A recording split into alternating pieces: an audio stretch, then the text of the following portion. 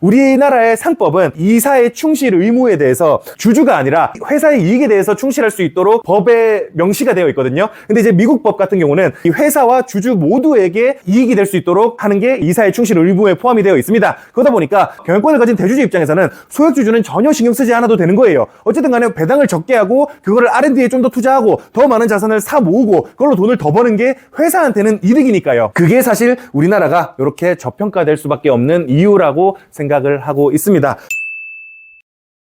두 번째, 2025년 시장의 방향성에 대해서 말씀을 좀 드리겠습니다. 1900년 당시와 2020년 당시에 세계에서 시가총액 비중을 비교를 한 건데요. 2023년 들어서 미국 증시는 전 세계 주식시장의 60%를 차지할 정도로 규모가 커졌습니다. 그리고 작년 한 해 동안 또 계속 상승을 해가지고 이제 미국 시장은 전 세계 주식시장의 70%를 차지할 정도로 규모가 어마어마하게 커졌습니다. 그러는 와중에 재밌는 게 있는데요. 매크로 분석을 할 때 중요하게 보는 거는 사이클이거든요. 사실 거시경제를 분석하는 데는 결국 사이클이 가장 큰 영향을 끼칩니다. 상승이 있으면 결국 하락도 있다는 거죠. 그런 관점에서 봤을 때 이머징 마켓과 미국 주식, 신흥국 주식과 미국 주식을 비교해 봤을 때 이것도 마찬가지로 언제나 사이클이 있어 왔습니다. 요 사이클 상으로 봤을 때 지금은 미국 주식이 이머징 마켓에 비해서 어마어마하게 고평가되어 있는 시점이다 라고 매크로 상으로는 평가를 할 수가 있습니다. 그런 관점에서 봤을 때 지금 이머징 마켓이 어느 정도 매력적일 수 있는 가능성이 존재한다 라고 얘기를 할 수가 있겠고요.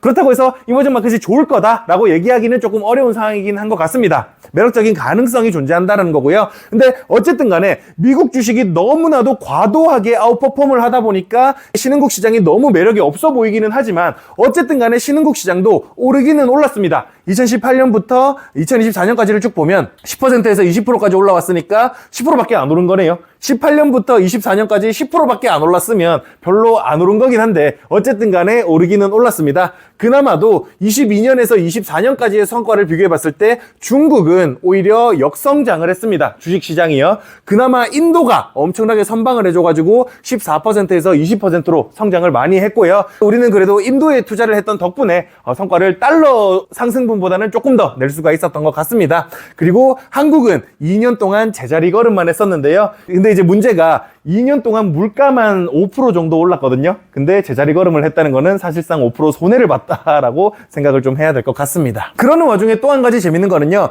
뱅크 오브 아메리카에서 조사한 결과에 따르면 지금 달러 가치가 공정 가치보다 무려 20%나 고평가되어 있다. 그리고 이거는 역사적으로 가장 달러가 비싸다라고 이야기를 하고 있습니다. 이거는 뭐 여러 이유가 있겠지만 아무래도 미국 증시로의 쏠림 현상 때문에 달러가 고평가를 받고 있는 게 아닌가라는 생각이 저는 개인적으로 조금 들기는 했었고요. 그러는 와중에 또 한 가지 우려해야 될 부분이 미국 달러 대비 일본 엔화에 대해서 생각을 조금 해봐야 될 것 같습니다. 1달러를 사는데 엔화가 얼마가 필요하냐를 얘기하는 거거든요. 1달러 사는데 160엔이었다가 1달러 사는데 140엔이 됐다는 거는 엔화 가치가 올랐다는 뜻인 거죠. 달러를 더 싸게 살 수가 있는 거니까 여기 엔화가 급등을 했던 요 시점이 일본이 기준금리를 인상했던 시점이었습니다. 0.1%까지 올렸다가 0.25%로 올리면서 엔화가 급등을 했고 그 과정에서 엔캐리 트레이드가 급격히 청산되는 이슈가 있었거든요. 그런 이슈로 인해서 이 엔화가 급등을 했고 좀 이따 보여드리겠지만 증시가 하락하는 이슈가 있었는데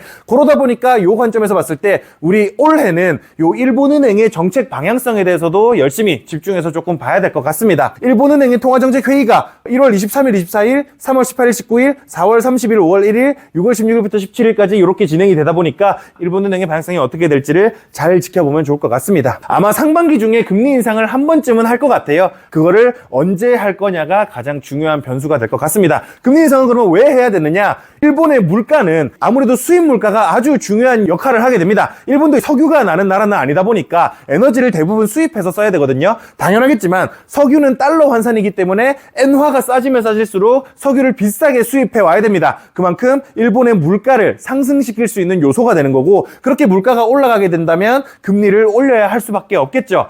요때 당시에도 금리를 올려가지고 엔화 가치가 강해진 것처럼 지금 이렇게 엔화 약세가 다시 물가의 상방 압력을 자극하게 된다면 아마 1월 중이나 3월 중에 금리를 인상할 가능성에 대해서 배제할 수는 없을 것입니다. 그리고 그렇게 인상을 했던 결과가 미국 S&P 500이 5,600까지 올라갔던 게 순식간에 5,100까지 10% 이상 빠지게 되는 이슈가 발생을 하기도 했었고요. 그러니까 이런 이슈가 한 번쯤은 더 발생할 가능성에 대해서도 무시할 수는 없다고 봐야 될 것 같습니다. 그러는 와중에 중국 시장에서 아주 어마어마한 변화가 있었는데요.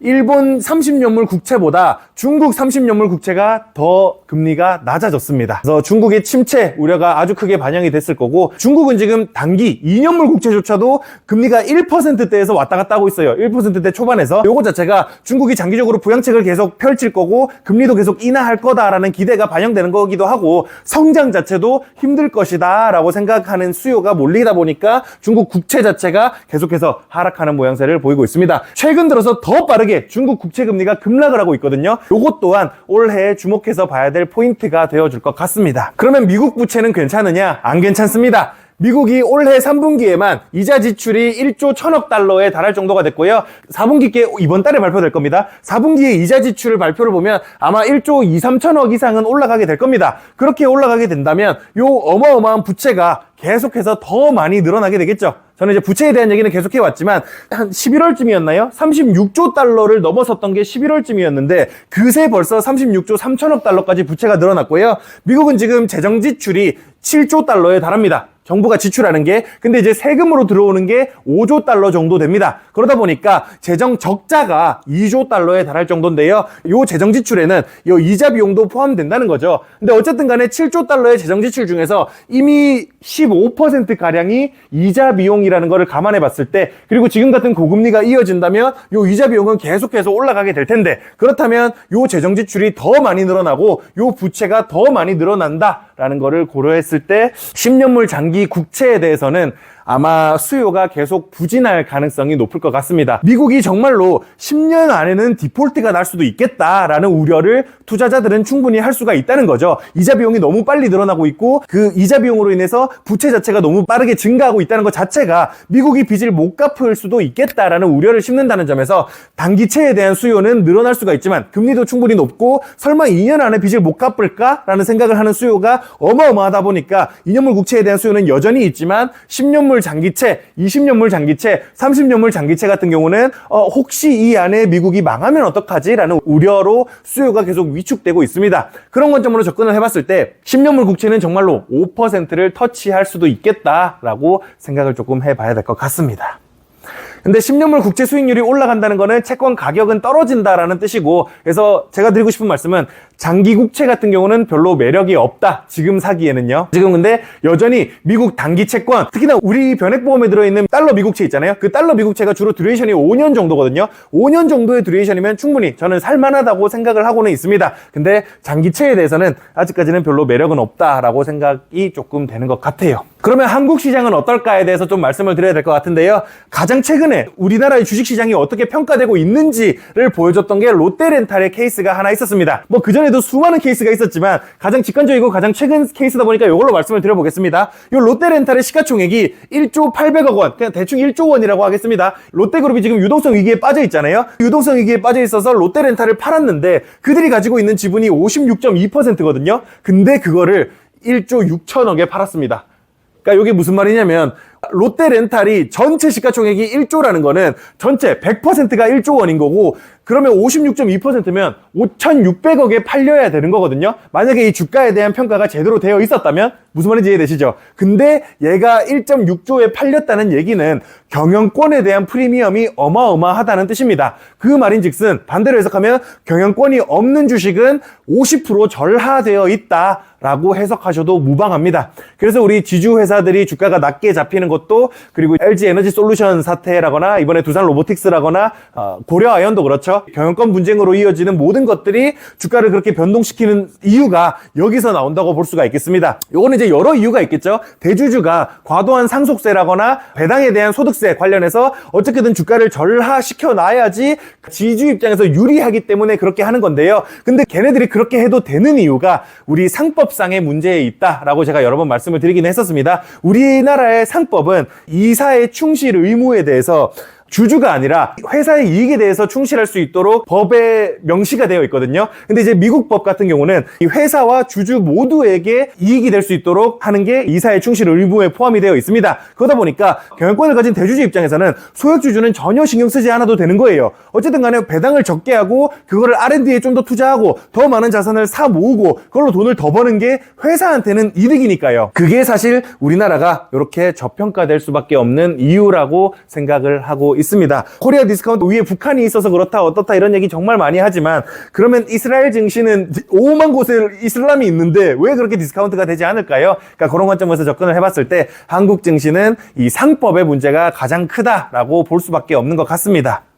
근데 이제 최근에 민주당을 중심으로 해서 상법 개정에 대한 얘기가 정말 많이 이루어지고 있거든요. 이사의 충실 의무를 단순히 회사만이 아니라 주주까지도 확대한다라는 이야기가 나오고 있습니다. 당연히 재계에서는 정말 반대를 많이 하고 있어요. 기업가 입장에서는 주주까지 확대가 돼버리면 본인들의 리스크가 너무 커지니까 그럴 수밖에 없겠죠. 근데 이게 만약에 주주까지도 확대가 된다면 저는 코리아 디스카운트가 해소될 여지가 충분히 있다고 보고 있습니다. 이미 지주회사들이 50% 디스카운트 되어 있다는 거를 봤을 때 지금 주가가 코스피가 2,400이니까 한 4,500까지는 갈 수 있지 않을까. 만약에 상법 개정이 제대로 이루어질 수가 있다면요. 그러면 아주 기대할 만한 포인트가 되는 것 같습니다. 다만 이게 이제 취약성이거든요. 2025년에는 중국산 산업 제품에 대한 취약성을 얘기를 하는 건데 우리나라는 가장 취약한 국가 중 하나입니다. 대부분의 산업이 중국과 경쟁을 하고 있다 보니까 그런 거죠. 이 부분에 대해서는 우려할 만한 포인트로 생각을 해봐야 될 것 같습니다. 일단은 디스카운트 요인 때문에 주가가 상승할 여지는 있으나 경쟁력 측면에서는 여전히 중국한테 아주 큰 리스크를 지고 있다라고 정리를 드릴 수 있을 것 같습니다. 정리를 드리자면 세계 GDP에서 미국이 차지하는 비중은 30%고 세계 주식시장에서 미국이 차지하는 비중은 무려 70%에 달합니다. 매크로 관점에서 사이클을 봤을 때 충분히 신흥국 주식시장에 관심을 가질 만한 시점이기도 하고요. 신흥국이 안 오르지는 않았고 가장 좋은 성과를 낸 국가는 인도였습니다. 뱅크 오브 아메리카에 따르면 달러는 역사적 고평가 중이고 지속적 엔화 약세에 일본은행은 금리 인상을 고민하고 있습니다. 고금리로 미국의 이자 지출은 빠르게 증가하는 중이고 이는 장기채 수요 약화 요인이고 금리의 상승 요인이 되겠습니다. 한편 코리아 디스카운트의 가장 큰 요인은 경영권 소유자의 의도적인 주가 절하임이 자명하고요. 상법상 이사의 충실 의무 범위가 회사에서 회사와 주주로 확대된다면 절하 요인이 해소될 가능성이 저는 충분하다고 생각하고 있습니다. 중국의 제조업 발전에 가장 취약한 국가가 한국임은 리스크 요소고 고부가가치 서비스업의 성장은 함께 해줄 필요가 있는 것 같습니다. 지금 우리나라에서 고부가치 서비스업을 주도해주고 있는 게 저는 오징어 게임이라고 생각을 하고 있거든요. 오징어 게임의 문화의 파워로 우리 김이 엄청나게 많이 팔리고 있잖아요. 김이 엄청나게 많이 팔려서 우리가 정말 먹기 힘들어지는 상황이 생기고 그리고 한국 화장품이 또 이제 역대 최대 수출을 기록했다고 하더라고요. 2024년 기준으로 100억 달러 넘게 판 게 처음이래요. 작년 수출을 100억 달러 넘게 팔았다고 합니다. 그래서 한 4, 5년쯤 전인가 그때도 한국 화장품이 잘 나갈 때가 있었잖아요. 그때는 이제 중국인 위주였다면 그러다가 이제 중국인들도 자기네들이 만들 기술력이 되면서 자기들이 화장품을 만들면서 우리 수출이 잠깐 주춤했다가 지금은 중국이 아니라 서양인을 중심으로 수출이 확대되고 있다고 합니다. 여전히 중국 수출이 1위이긴 한데 2위가 지금 미국이 됐어요. 미국 수출 비중이 어마어마하게 많이 늘어났습니다. 그리고 삼양 주가도 엄청 올랐죠. 그런 것들이 고부가치 서비스업에 큰 영향을 끼쳐주기를 저는 바랄 따름입니다. 이제 제조업은 정말 힘들 것 같아요. 제조업은 정말 힘들 것 같고 고부가치 서비스업 종목을 잘 찾아낸다면 우리나라 주식시장이 괜찮을 만한 요소를 제공할 수 있을 것 같습니다. 혹시 궁금하신 거 있으실까요?